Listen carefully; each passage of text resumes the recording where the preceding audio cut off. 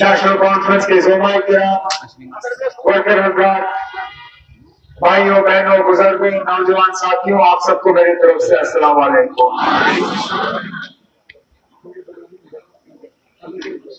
वक्त कम है, आजान से पहले अपनी तकरीर मुकम्मल करूंगा। इलामा चौक में, यहाँ पार्क में मैंने कई तकरीरें की हैं, अच्छे वक्त में भी बुरे वक्त में, लेकिन कभी भी यहाँ हमारा प्रोग्राम फेल नहीं हुआ है। शुरुआत हमेशा हमारी यहाँ से हुई है। गांधरबल में जब कभी हमारे हक में लहर चली, वो यहाँ बिहावा से शुरू हुई और पूरे गांधरबल को उसने टच किया। आज भी हालांकि हमने जलसा नहीं रखा,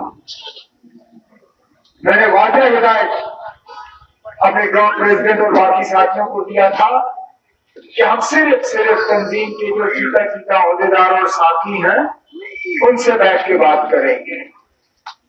लेकिन अल्लाह का करना देखो, जो छोटा वर्कर की मीटिंग का सिलसिला हमने शुरू करना चाहा, वो आज इसको मैं गलत ही बात कर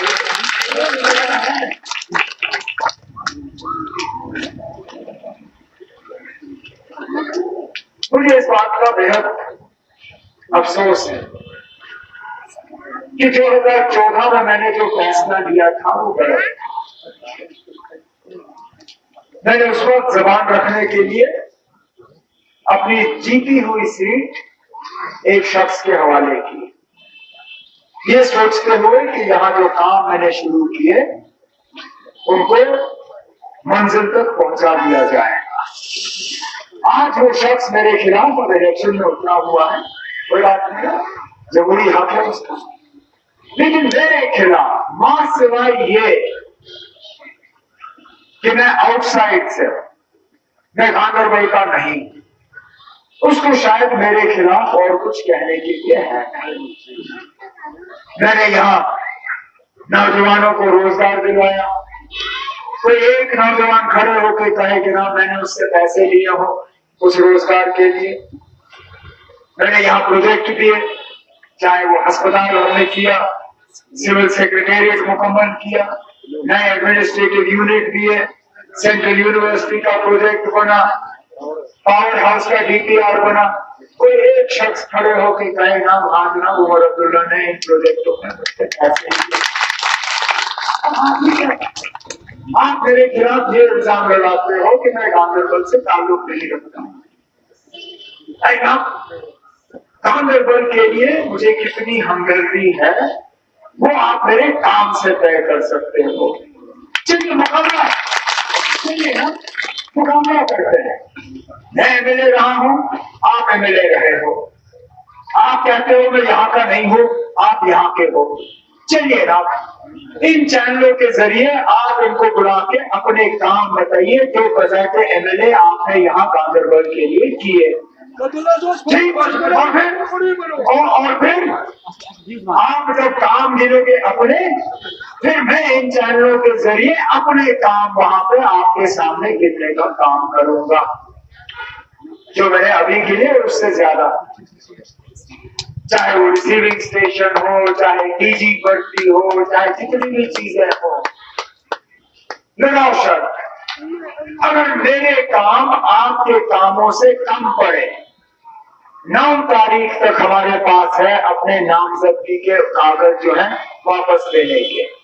अगर आपने मुझसे ज्यादा यहाँ काम किए हो, मैं अपने कागज वापस ले लूंगा। लेकिन अगर मैंने आपसे ज्यादा काम किए हैं तो फिर आपको मैदान में रहने का कोई हक नहीं है, क्योंकि आखिरकार एमएलए बनता है लोगों की खिदमत करने के लिए, लोगों के मुतालबे हल करने के लिए, लोगों के मुश्किलात कम करने के लिए। यहां मुतालबों की कमी नहीं है। मैं एक तरफ रखता हूं वो बड़ी सियासी बातें जो हमने अपने मंशूर में की, चाहे वो 370 को लेके हो, चाहे वो रियासत के दर्जे को लेके हो, उनको मैं एक तरफ रखता हूं। आपके रोजमर्रा के मसले हैं, चाहे वो बिजली को लेके, पानी को लेके, रोजगार को लेके, सेहत को लेके, तालीम को लेके, window pension, old age pension, social welfare की स्कीम है, राशन को लेके, खुदा ना मुझे बताइए ना आजाद उम्मीदवार आपके लिए क्या कर सकेगा। हमने अपने मंशूर में बेरोजगार नौजवानों के रोजगार के लिए एक प्रोग्राम जो है उसमें दर्ज किया। आप आजाद उम्मीदवार के तौर पे क्या करोगे इनके लिए? यहाँ तो बिजली का दबाव लोगों को बना हुआ है। अरे हमारे दौर में 300 350 रुपए से ज्यादा महीने का बिजली का बिल नहीं था। आज दूर देहात इलाकों में भी कम से कम 1650 रुपए का बिजली का बिल आता है। लेकिन कम से कम 1650, कुछ को 2000 से ज्यादा देना पड़ता है। आमदनी आपकी 1500 होगी, लेकिन बिजली का बिल 1650 से कम नहीं होगा। आप क्या करोगे? आजाद उम्मीदवार जाके आप क्या इनका बिजली का बिल कम करोगे? नेशनल कॉन्फ्रेंस ने वादा किया है हमारी हुकूमत आएगी हम 200 क्या महंगाई ने घरों को तहस नहस किया है। गैस का चूल्हा आपके पास है, सिलेंडर लेने की ताकत नहीं है। नेशनल कॉन्फ्रेंस ने अपने मंशूर में ये वादा किया है अपनी माँ और बहनों के साथ कि हमारी हुकूमत आएगी हम 12 मुफ्त गैस के सिलेंडर जो है वो आप देंगे। आप क्या करोगे?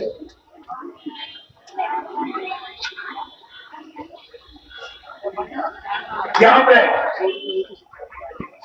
आज दरियाएं हमारी है, आप इसमें से रेत निकाला करते हैं, वो रेत का ट्रक आपको 3000 रुपए से ज्यादा नहीं पड़ता। आज